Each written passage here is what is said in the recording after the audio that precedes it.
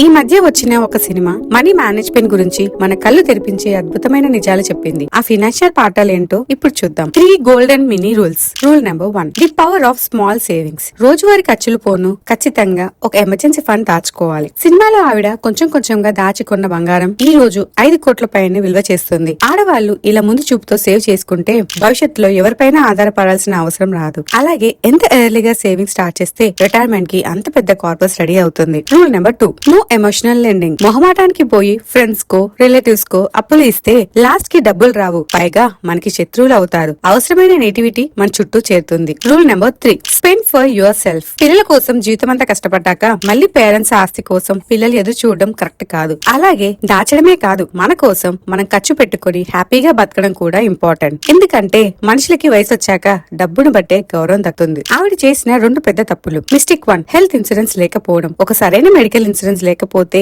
ఒక middle class family ఆర్థికంగా ఎంతలా కుంగిపోతుందో ఇందులో కళ్ళకు కట్టినట్టుగా చూపించారు. తను పల్లెటూరులో ఉండడం వల్ల అండ్ ఎడ్యుకేషన్ లేకపోవడం వల్ల తనకి ఇన్సూరెన్స్ గురించి అవేర్నెస్ ఉండకపోవచ్చు. మీరు ఆ మిస్టేక్ చేయకుండా ఒక మంచి హెల్త్ ఇన్సూరెన్స్ తీసుకోండి. మిస్టేక్ 2, విల్ రాయకపోవడం. మన తర్వాత ఆస్తులు ఎవరికి చెందాలో, అసలు ఎక్కడెంత ఆస్తి ఉందో స్పష్టంగా ఒక వీల్నామా రాసి పెట్టాలి. లేదంటే ఆ ఆస్తులు ఎవరికి దక్కకుండా మట్టిలో కలిసిపోతాయి. ఈ పాయింట్స్ లో మీకు ఏది బాగా కనెక్ట్ అయిందో కామెంట్ చేయండి. Please subscribe for more videos.